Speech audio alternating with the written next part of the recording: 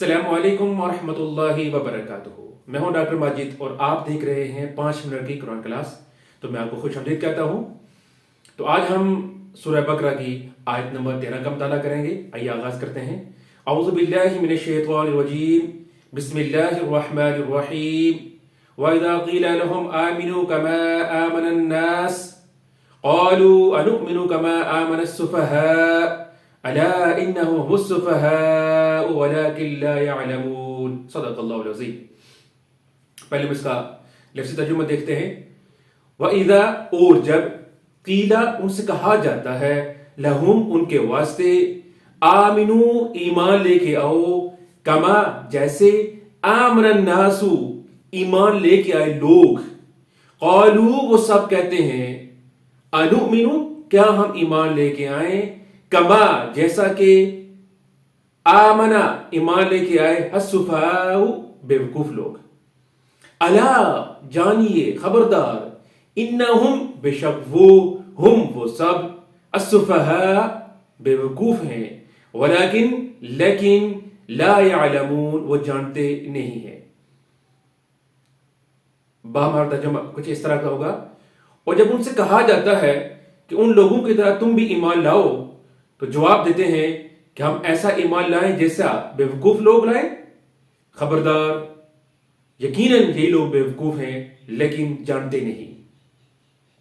माज़िन नाज़रीन, अब हम इस आयत का मफ़हूम बयान करते हैं। इस आयत मुबारका में मुनाफिकीन का जिक्र किया जा रहा है कि जब इन मुनाफिकीन से कहा जाता है कि तुम सहाबा किराम की तरह ईमान लेके आओ, उनकी तरह कुर्बानियां दो, तो ये कहते हैं कि हम उन बेवकूफों की तरह ईमान लेके आए। यानी मुनाफिकीन ये सोचा करते थे कि ये कैसे अजीब लोग हैं कि जिन्होंने अपना घर बार छोड़ दिया, जिन्होंने अपने माल की कुर्बानी दी, अपने वजूद की कुर्बानी दी, सब कुछ इस हक के लिए तज दिया, तो वो इनको बेवकूफ समझा करते थे। तो अल्लाह ताला ने इरशाद फरमाया कि यही वो लोग हैं जो बेवकूफ हैं। अला इन्नहुम सुफ़हा, ये मुनाफिक लोग बेवकूफ हैं। वो इसलिए कि इनको मकसद जिंदगी का शऊर ही नहीं है, इनको हक बात का पता ही नहीं है कि एक हक की खातिर अंबिया किराम कुर्बानियां देते आए हैं। कुछ अंबिया किराम ऐसे भी थे जिनको दरमियान से चीर दिया गया। इब्राहीम अलैहिस्सलाम को आग में डाला गया, किस लिए? सिर्फ हक बात की वजह से। और ये वो हक बात है, ये वो मकसद जिंदगी है जिसकी खातिर ये सहाबा किराम कुर्बानी दे रहे हैं। और किसी आला मकसद की खातिर कुर्बानी देना ये बड़ी अजमत की बात होती है। ये अल्लाह के वलियों का काम होता है, ये शेवा पैगंबरी है। अब इनको क्या मालूम कि आला मकसद के लिए कुर्बानी दी जा सकती है। तो फरमाया अला इन्नहुम सुफ़हा, ये बेवकूफ लोग जो ये समझते हैं कि हक की खातिर कुर्बानी नहीं दी जा सकती, यकीन जानिए यही बेवकूफ हैं।